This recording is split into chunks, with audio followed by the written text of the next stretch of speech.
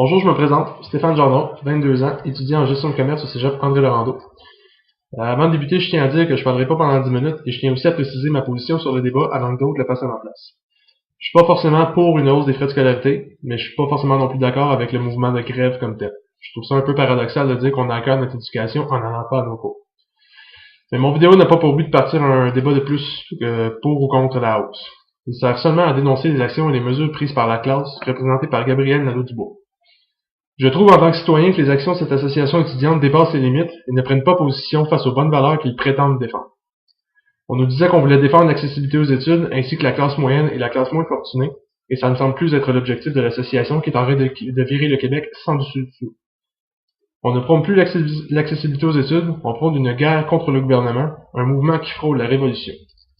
Ce mouvement apporte des débats et des divergences d'opinion certes, mais tourne de plus en plus en source d'intimidation, de violence et de conflit entre les différents intervenants, du plus petit au plus grand. Il ne s'agit plus que d'un simple débat, il s'agit d'un mouvement qui divise petit à petit chaque individu du Québec, que ce soit des amis, des collègues ou même de la famille. Le mouvement de la classe apporte beaucoup plus de problèmes et de conflits que de solutions. Dans cette vidéo, je projette des extraits de vidéos qui vous en diront, je l'espère, autant que moi sur la classe de Gabrielle Nadeau-Dubois, le porte-parole. Vous y verrez des commentaires contradictoires, des commentaires fascistes, ainsi que des explications sur la proposition du gouvernement d'une hausse de 82% sur 7 ans, qui comporte aussi une augmentation fulgurante des bourses, des prêts des bourses. Je n'espère pas grand-chose en faisant cette vidéo, excepté de vous faire comprendre mon point de vue. Les commentaires et positions de cette vidéo sont purement personnels, le but étant de vous faire voir ma vision des choses. Merci, bon visionnement, et désolé, je ne suis pas un professionnel du montage.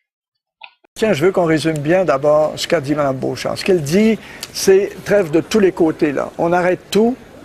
Ce qu'il faut, c'est qu'on cesse toute perturbation sociale, tout mouvement là, qui perturberait l'économie ou la société. Et 48 heures, pendant ce temps-là, on commence les discussions, on verra après ce que ça donne. La proposition est très, très claire. Elle vous propose une trêve de 48 heures sur tout mouvement de perturbation. Êtes-vous...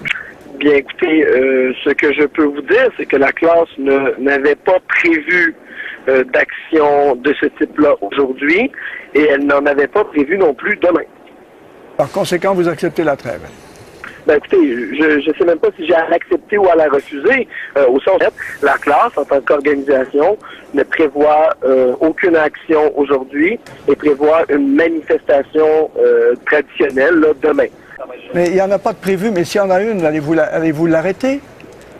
Ben, monsieur... Oui, demandez de ne pas la tenir. C'est ça, respecter une trêve, M. Nadeau-Dubois. C'est dire, moi aussi, je lève le drapeau blanc. Mme Beauchamp le lève, le sien. Levez-vous le vôtre. Il me semble que je ne peux pas être plus clair que ça dans ma question. M. Rivage, il y a 180 000 personnes en grève actuellement au Québec. Je vous dis qu'en tant qu'organisation, pour ce qu'elle peut contrôler, la classe n'organise pas d'action, de perturbation, aujourd'hui ni demain. La classe, en tant qu'organisation, ne prévoit aucune action aujourd'hui et prévoit une manifestation traditionnelle là, demain. La structure de la classe, elle est inhabituelle parce qu'elle est surtout extrêmement démocratique. C'est passé à Québec. À peu près la seule association étudiante qui est en grève présentement encore à Québec, c'est les étudiants d'études supérieures à l'Université Laval. Il y en a 11 700. Le 20 avril dernier, ils se sont réunis pendant que ces gens-là finissaient leur cours. C'était leur dernière journée. Plusieurs étaient même en examen. Ils ont convoqué une assemblée, même si les gens avaient déjà voté contre la grève de façon électronique et de façon secrète. Et là, ils ont fait une assemblée pour que les gens votent à main levée. Il y en a 449 qui se sont présentés. Il y en a 243 qui ont voté pour, 199 contre, 7 abstentions. Puis croyez pas, 223 étudiants syndicalistes ont fait tomber 11 700 étudiants en grève. Fait que la matière de démocratie, là, on repassera, on se comprend-tu? C'est 2 98% des étudiants, là, ils étaient soit en cours à leurs examens ou ils ont voté contre. Ça... La structure de la classe, elle est inhabituelle parce qu'elle est surtout extrêmement démocratique. Également. Il y a ce mouvement d'étudiants aussi qui veulent assister à leurs cours. On a eu des témoignages de jeunes étudiantes collégiales et universitaires qui ont assisté à un vote de continuité de la grève. Ils ont refusé de continuer la grève. Les étudiants sont sortis de la classe. Une fois que la majorité était sortie, ils ont demandé un vote à nouveau, à main levée. Tout le monde avait quitté. Et là, ceux qui sont restés, c'est évidemment ceux qui sont avec la classe, qui ont décidé, eux, de voter pour continuer la... Alors, c'est malhonnête. C'est malhonnête, ça. Ça marche pas. La structure de la classe, elle est inhabituelle parce qu'elle est surtout extrêmement démocratique. Assemblée. Il y avait 60 des étudiants qui voulaient retourner en classe. Ils ont voté, ça a fini 60 quelques à 30 quelques, mais étant donné que c'était pas 66,6, ils ont dit « Ah, il n'y a pas d'assemblée, on met fin à l'assemblée ». Ce matin, je lis la presse, qu'est-ce qu'on me dit? On me dit que les étudiants du cégep Maisonneuve-Rosemont ont même refusé de se prononcer sur les offres et ont prolongé la grève. C'est pas vrai, il y en avait 60 qui étaient contre, qui voulaient s'en retourner dans le cours. C'est aussi à cela qu'on s'attaque, à la démocratie. On organise des manifestations, on organise des actions symboliques de blocage, de perturbation, mais non, c'est pas dans nos plans de crisser des bagnoles à l'envers, comme on l'entendait dans les derniers jours. Considérant qu'on va être bientôt 200 000 en grève, on divise à peu près par 10, ça nous fait quand même 100 000 voitures à revirer de bord. Je pense que c'est un bon défi pour nos prochaines semaines de grève. 11, je trouve que c'est beaucoup. Moi, j'avais 16. Sont-ils bien nourris, les étudiants en grève, ou parce qu'ils travaillent fort? Là? Bien, je pense que c'est la bière, en fait. Vous savez, nous, on boit tellement de bière, je crois que c'est pas bon pour les muscles. Ouais. Fait que je pense que c'est pour ça qu'on est moins fort et forte là, pour revirer des voitures. On sait également ce matin notre adhésion, plus que jamais, au principe de désobéissance civile, des principes. Ce qui m'inquiète le plus dans tout ça, je vais vous le dire, là, à part le fait que la session est en danger, c'est qu'il y a un des groupes, ce sont 3 groupes, là, les étudiants. Il y en a un qui préconise de façon explicite le recours à la désobéissance civile. Ça, c'est du sans précédent au Québec. Est-ce qu'on accepterait ça d'un syndicat, par exemple? Non. Est-ce qu'on peut accepter qu'il y a des gens qui disent « Moi, là, j'ai une cause, elle est tellement bonne que je ne vais pas respecter les lois s'il le faut. » Alors, vous approuvez le gouvernement qui dit « On ne veut pas les avoir à la table ». Bien, c'est évident. Moi, je n'aurais jamais négocié avec eux autres. Moi, ils ne m'auraient jamais vu une table. Jamais, comme premier ministre, comme élu d'un État démocratique, je vais accepter de parler avec des gens qui me disent, en partant, « Nous, là, vos lois, là, on va choisir celles qu'on veut respecter parce qu'on a une cause, nous. Puis on va subordonner les lois, le respect de la loi, à notre cause. » Ça, si un État accepte ça, M. Bruno, ça va être quoi demain? Notre grève, elle est déjà victorieuse. Elle est déjà victorieuse parce qu'elle nous a permis de voir cette route-là, celle de la résistance. Il est là, le vrai sens de notre grève. 250 000 personnes, ça ne sort pas dans la rue parce que ça ne veut pas payer 1 625 $ de plus. Et puis le gouvernement vient de faire une proposition en vendredi dernier qui, à mon avis, a beaucoup rapproché les partis face aux étudiants qui, pour les raisons qui leur sont propres, ont décidé de demeurer inflexibles.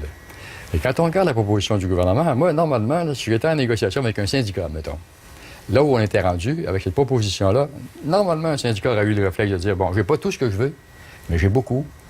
J'ai un gain, je le prends, je rentre en classe, je continue de contester la politique du gouvernement. Mais par contre, je mets fin à tout ça parce que les enjeux sont devenus insuffisants par rapport aux perturbations puis aux dangers qui pèsent sur la... La classe rejette à l'unanimité l'offre du gouvernement Charest alors que la FEUQ et la FEC poursuivent leurs consultations. Plutôt que 5. Mais qu'en est-il de cette offre? Est-ce qu'elle est bonne ou mauvaise? Ce que le gouvernement propose de façon globale aux étudiants, c'est-à-dire une hausse des droits de scolarité. On va tout de suite parler, analyser ces chiffres avec Luc Godbout, donc, qui est professeur de fiscalité à l'Université de Sherbrooke. Bonjour, M. Godbout. Bonjour. Alors, dites-moi, est-ce que cette offre-là, elle est profitable de façon globale aux étudiants et à leurs familles? Bon. Ce qu'il faut bien regarder, moi j'ai pris les chiffres, là, j'ai dit il faut revenir un peu à la base. Là. Pour les familles, pour les étudiants de premier cycle universitaire dont le revenu familial est inférieur à 60 000, il n'y a aucun perdant. La bourse va être majorée davantage que l'augmentation des droits de scolarité. Effectivement, les droits de scolarité augmentent de 1 778 $. Par contre, la bourse, lorsque les parents gagnaient 45 000 de revenus familial, avant les changements, la bourse était très faible. On parlait de 193 $. Avec les changements qui ont été annoncés, on parle maintenant d'une bourse de 5 113 $, ce qui fait que l'étudiant de premier cycle universitaire dont les parents gagnent 45 000 se retrouve avec une bourse de 4 920 $ de plus pour payer 1 778 $ de droits de scolarité accrus. Et donc, il s'enrichit. Ce serait plus avantageux. Ça serait clairement plus avantageux. Et dans son cas, les prêts ne sont pas majorés, ce qui fait que ce n'est pas de l'endettement, c'est vraiment la générosité de l'aide financière aux études parce qu'on a réduit la contribution des parents. Effectivement, si vos parents gagnaient 60 000 puis vous étiez à l'université à temps complet, vous n'aviez pas droit de bourse. Vous aviez droit à un prêt, mais vous n'aviez pas droit de bourse. Maintenant, vous avez droit, avec la réforme, puisqu'on réduit la contribution parentale, vous aurez dorénavant droit à 2 263 $ de bourse. Donc, ça couvre plus que l'augmentation des droits de scolarité de 1 778. Donc, même à 60 000 de revenus familial, vous avez un enrichissement de l'étudiant de 485 $ par les bourses. Et en plus, on lui offre la possibilité d'avoir un prêt qui est majoré, on le voit au tableau, de 2 900 à 5 290. Et donc, encore une fois, on parle de 3 000 $ de plus que l'étudiant peut avoir en poche grâce au changement annoncé. Bon. Il ne peut pas y avoir de médiation dans ce cas-là, M. Bruno. Il ne peut pas y en avoir. Pourquoi? Parce qu'une médiation, quand les parties décident d'aller dans une médiation, d'abord, il faut que les deux soient d'accord. Il faut qu'elles s'entendent sur un médiateur et il faut qu'elles soient d'accord pour en faire une. Pour être d'accord, ça veut dire qu'on se met dans une prédisposition d'esprit où on va faire des concessions, où on va être flexible.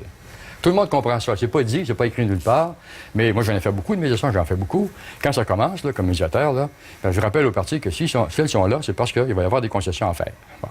Mais du côté des étudiants, ils n'en font pas de concessions. Puis entre autres, le groupe dont je viens de parler, eux autres, c'est leur tactique de ne pas en faire. Ils ont pris des votes de grève pour dire on va être en grève jusqu'à ce qu'on ait la gratuité scolaire ou qu'on gagne complètement. Jusqu'à ce que le gouvernement ait cédé. On va faire la grève. On ne voit jamais ça dans les négociations. Alors là, la session court. Et le gouvernement, lui, il faut reconnaître, moi, écoutez, là, je suis pas... le Parti libéral, c'est un parti que j'ai combattu, puis moi, je suis pas là pour défendre le Parti libéral, là. Mais je constate que le gouvernement, vendredi, a fait un pas important que les étudiants n'ont pas analysé correctement et qu'ils auraient dû apprécier sa juste valeur. M. Bouchard,